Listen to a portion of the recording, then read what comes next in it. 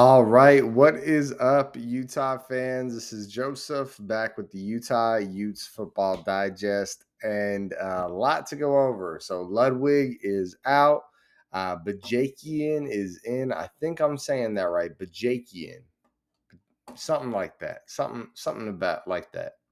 Um, so Ludwig's out, Bajakian's in, and Utah takes on Houston this week. We're going to Houston to take them on, and please God, let us win this game. We better win this game. We're gonna dive into it all, guys. We are gonna talk about Bajakian. We're gonna spend the first little segment on what we should expect. His mix of play calls, that sort of deal. What type of offensive coordinator are we getting in this guy? And then we're gonna dive into the Houston game. Houston, Utah should, no matter what, be the clear favorite in this game, and hopefully a good opportunity to bounce back. We're going to dive into it all. Before we do, though, make sure you guys like the video. Also, I think the biggest conversation point today is Bajakian, and we're going to dive into him. And I want to know your guys' thoughts as we dive into the breakdown of who he is, what he's done as a coordinator. And, I just want, whether good or bad, I want to hear what you guys are thinking. And if you haven't already subscribed to the channel, we put out a ton of content, and I'd love for you guys to be, part of it. So let's go ahead and dive in and go Utes. Okay, guys, and now diving in to Bajakian. So he is taking over for Ludwig. If you're not already aware, Ludwig is out as the offensive coordinator, which, long term should be a good thing.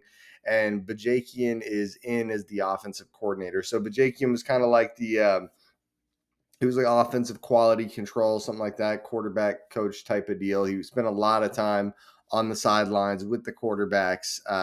You'll recognize him when you see him. He's the bald guy with the glasses that's on the sideline talking to Isaac Wilson all the time. So that's the guy that's going to be taking over for us. And so what I'm going to do is look at his last 5 years. From 2019 to 2023, he was an offensive coordinator for Boston College, but more so for Northwestern. So 4 of those 5 years, Northwestern, 1 year Boston College. And there's a lot to look at. I spent some time messaging back and forth with Utah Football Stats and Analytics, the Twitter page, the guy, cool guy. He made some graphs you guys can check out as well about over or under expected averages for Ludwig and for Bajakian. I feel like for me that's a ton of data, and that's cool that he was able to do that. But I'm gonna look at what we have, right? What we have to look at, just where the teams ranked, what the numbers really were, and that's kind of what I'm gonna go off. If you guys want a deeper dive, I mean, I think what we're gonna get into today is pretty deep, right? I like for most people, this is gonna be not like deeper than you'd probably want to go. And then if you really want to deep dive, Utah Football Stats and Analytics could probably give you that. But let's go ahead. Let's take a look at our new offensive coordinator, Coach Bajakian. All right, guys. And like I mentioned, 2019, Bajakian was at Boston College. The next 4 years, he was at Northwestern, and he actually has a long coaching career. This guy was an offensive coordinator for a long time. Like he was a coordinator at Tennessee, Central Michigan, a bunch of schools. So this is not his only sample size, but I would say his previous 5 years is a worthwhile sample size, right? Like that's a good chunk of data that we have to go off, and we might as well take a look at that, right? I think it's worth looking at. So right out the gate, guys, and let's take a look at strength of schedule. So SOS, so strength of schedule. So that's basically how difficult was the schedule you were playing. And, this year, it's not a bad year. So yards per game, he was 46th in the country, 421.3 yards per game while he was playing the 66th best strength of schedule. Points per game, 27.7 per game, 66th in the country for points per game. So right where you'd expect him to be. And then I added this in. This is off the composite roster ranking according to 24/7 Sports for the the correlated years, and this year was 65th. And so he did a lot of these numbers kind of right where you'd expect. One thing that surprised me a little was his time of possession was 47.49. That's 99th. Then you move to his career at Northwestern. And this year, his first year at Northwestern, they had the 16th strength of schedule. So very difficult strength of schedule, one of the hardest in the country. And you know, the numbers kind of match that, where he had a rough year. Yards per game, 93rd, points per game, 89th. I mean, rough year here. He had the 48th roster quality, where he is playing a very hard schedule, but he had a decent team to do so. I mean, Utah's usually roster quality wise in the 30s, right? It's not like we have this crazy good roster. According to 24/7 Sports, time of possession, they did pretty well, 52.21%, 36th in the country. Then moving on to 2021, they played a strength of schedule 66th again, so right dead in the middle again. Um, Yards per game, real rough, 113th in yards per game, 326.7. Right here, 15.9 in points per game, one of the worst in the country, 125th. And this was actually his best year for roster quality, 45th. And right here, 47.06% time of possession. 2022, 53rd strength of schedule, little better yards per game, but third from last in points per game, under 13 points per game, with the 49th best roster, and quite below average, 85th in the country for time of possession, so not good there.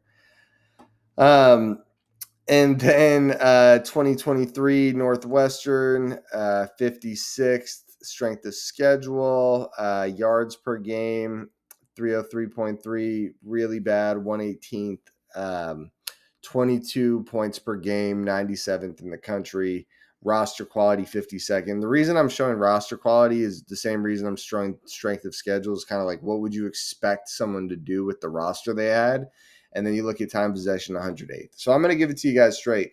If you guys want a more optimistic view of Bajakian, go check out Utah Football Stats and Analytics, and maybe he can give you his point of view and what you think there. Where I'm at looking at this, guys, and honestly, I'm just going to keep it real with you guys.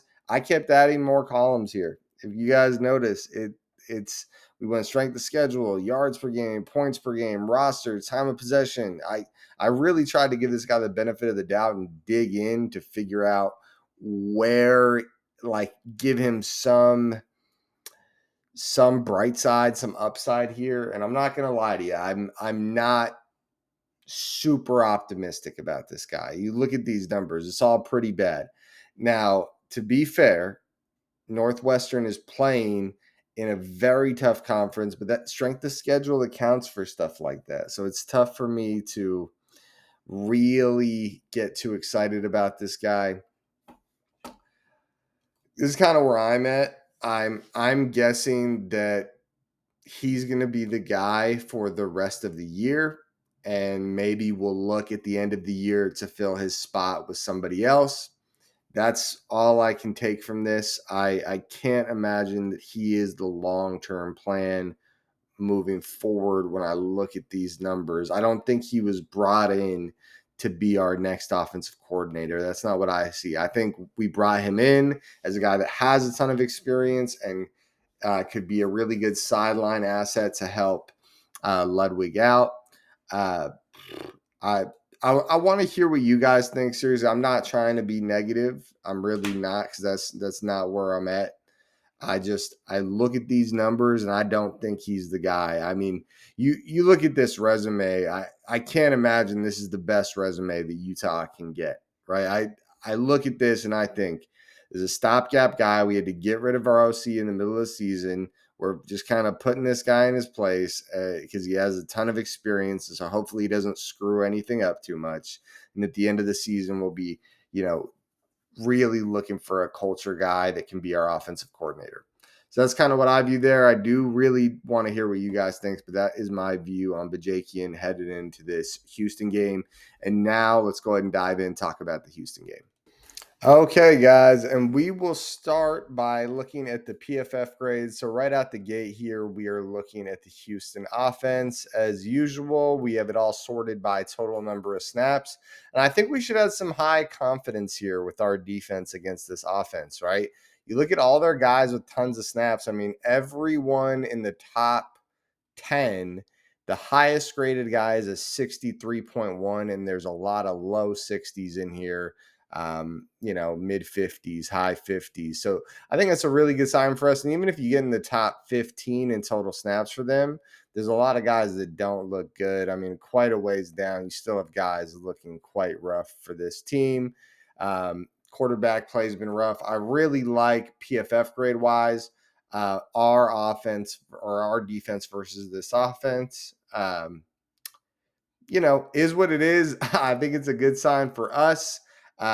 There's still a lot of data to look at, but I think just face value, we look good against this team. Next, let's go ahead and look at um, Houston's defense. So moving on over to their defense. Well, okay, this is a little different story. They got some playmakers here, so a very good safety in Halsey, and good safeties have plagued our offense a little this year. A bad safety here in Kentrell Webb, or at least below average, not bad. Average interior defensive lineman in Anthony Holmes Jr. We got a couple below average to bad linebackers here. A really good interior defensive guy, bad edge rusher. So, overall, it's not a great defense, but they do have some playmakers. I don't, we'll take a look at it. Their playmakers are safety, um, above average edge rusher here, good to very good interior defensive lineman, and a really good corner here in Jeremiah Wilson. So now taking a look at this Utah offense, this has been for sure some ups and downs this year, a lot of downs. So um, let's take a look first at Jaron Kump. We got him right here, 71.3. A bunch of really well graded offensive linemen. I've had a lot of Utah fans say that they don't agree exactly with the way these grades look compared, or the way the grades are compared to how they look on the field. I think when you're looking at it, guys, the top Utah players, the way they're grading on offense are very good, but we have seen some mix up in the offensive line where guy Michael Mokafisi got pulled a bit, I believe. I don't know if it was an injury or what it was. But he did get pulled a bit, and they were putting some other guys in that were struggling too. I'm trying to think of who they put in. Actually, Falcon did really well, 77.5. Who was it? There was other guys that got in. I can't think of it off the top of my head, but guys that didn't look very good did get in, and it was kind of rough. But overall, guys, we do have some solid grades. Obviously, Isaac Wilson's grading out very poorly, but we do have some guys that are grading out very well on offense that looked really good. Overall, guys, our offense, I think some of these PFF grades are really good, but we need better performance out of them. Moving over to our defense, taking a look at them, we've got Tao Johnson, been a stud all season, right? Couldn't be more impressed with the kid. Lander Barton, above average grade. Kind of a little disappointed with him. Not that he sucked, but you kind of expected a breakout year this year, and I'm still waiting every week to see when he really steps up and starts just making plays, throughout the game. Van Fillinger was having a good year. That's one thing nobody's really talking about. We haven't had that hardcore pass rush that we're used to having, and I think it shows, right? A lot of the time, these offenses, the quarterbacks, I think they're getting the ball off quick, but we're not getting sacks. Like it's not a common thing for us to get any sacks. So um, sacks for Van Fillinger, where is it? Right here. So he's at 4 sacks on the year. He was at 4 sacks on the year like 3-4 games ago. It's just been a dead streak for him. Zamiah Vaughn, some struggles this year. Sad to see because he's supposed to be our lockdown go-to guy at corner. Keanu Tanavasa and Junior Tafuna killing it, looking great this year. Very happy with both of them are doing. Um, Alakai Gilman, his grade went up a little after last week. He's had some ups and downs early in the season. He was killing it, and then that kind of dipped off. But that's not going to tell us too much about this game. We're going to dive into the actual the stats and the averages heading into this game. But I just wanted to show you guys the PFF grade so you know who to watch out for in the game. Okay, and now let's take a look at the stats for both teams heading into this game. So this one stands out to me a lot. Utah has played the 58th strength of schedule, and Houston has played the 20th strength of schedule. That is a big difference in quality. That's like Utah's playing an average schedule, and Houston's playing a pretty tough schedule. Let's go ahead and pull that up here. Utah or Houston. Yeah, so Houston has so far played. They've played TCU, they've played Kansas, they've played Iowa State, Cincinnati, um, Rice, Oklahoma. Yeah, not exactly an easy schedule here. So, and then UNLV. So, in my eyes, out the gate, not crazy tougher, just listing off those teams, but it is what it is. We'll take it at face value. And then rush yards per game. Utah's got the edge there. Utah, in my eyes, a significantly better running team. And you look here, I think we'll have you look at our rush yards against their rush defense. That's about a 10-yard difference, or we should be looking at about 150 rushing yards based on that average. And then their rush offense versus our rush defense, they should be looking at about 132 yards. So not too crazy. Each team should be able to run decently against the other team. That has been a bit of a struggle for us, at least by our standards. We're still like 40th in rush yards allowed, but 127.5. It's been kind of slowly creeping up every week, our rush yards allowed. Pass yards per game, both teams are pretty bad. We're actually significantly better than Houston is. They're terrible pass yards per game at 166.6, and we're at 209.3. Our defense allows a little more passing yards than theirs does. So both offenses will probably have some struggles. And honestly, it's embarrassing to say, but Houston and Utah are actually two very similar teams this year, where the points per game allowed for both teams is very low. And points per game for Utah, 19.8, 13.7 for Houston. Points per game allowed, 19.2 for Utah, and 23.6 for Houston. And the reason I show that is just both teams are not allowing a ton of points, and then both teams are not scoring many points. But I think the truth is really in the details, where I think Utah is a very good defense, right? And that's why our points per game allowed is so low.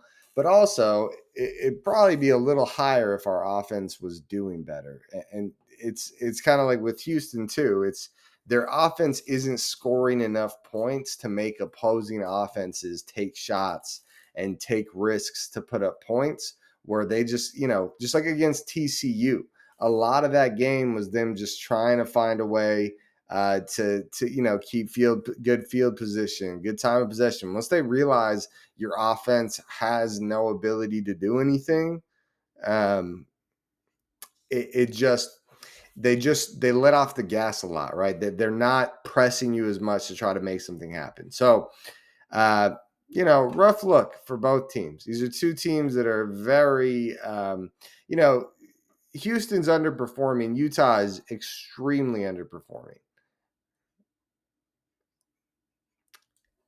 So real quick, sorry, I'm all over the place, but real quick. So raw totals you'll see here on the screen, um, just off the point per game and points per game allowed averages, the raw total would show that Utah should score 22, Houston should score 16. But this is at Houston, and Utah does have a decent home field advantage. I also think there is really something to be said for Isaac Wilson might be better on the road. I think if Isaac Wilson goes in there and does a really good job against this defense, obviously there's a new offensive coordinator, but I think we got to keep an eye on the fact that he might just be a good road guy and not as good at home. Kind of weird for Utah, which is we're used to having guys that are really good at home and not as good on the road. So is what it is there. But you take a look at this. I'm going to adjust, 3 points. I don't think I would actually even say 2 points because Houston doesn't have any significant home field advantage, right? They're not like a crazy good team or anything like that, or a crazy good home field advantage. And Utah, I'm going to be honest with you guys. I know it's kind of surprising, but after looking at Bajakian, I think he might be worse than Ludwig. But at the same time, I do think having a new guy at the helm of this offense, play calling wise, is going to put some juice into it that we haven't had in a little while. It's going to, excite things, and he's going to have some wrinkles that Ludwig didn't have. Honestly, it's going to be really similar to Ludwig's offense, but I'm sure we'll see some stuff that we haven't seen, in this situation. I'm going to call this play instead of this play. So that could be a big game changer. I'm going to give us a small boost for that. So that's just where I'm at. I'm going to give an actual prediction here in a minute, but the adjusted scores and the data, um, and it's showing me 24-18 in favor of Utah. And in a second here, I'll do a little deeper of a dive and give you guys my real prediction. But that's where it is right now, is 24-18 for the just analytics adjusted score for you in Utah's favor. Okay, guys, and now my final prediction here. Before I give my prediction, guys, if you haven't already, make sure you guys smash the like button.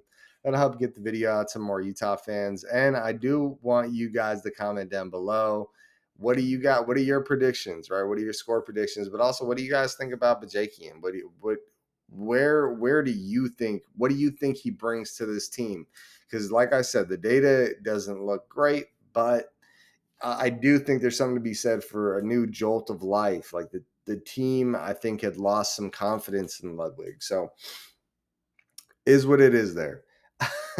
Now I'm going to give you guys my prediction. So adjusted analytics, so raw analytics showed 22-16 for Utah.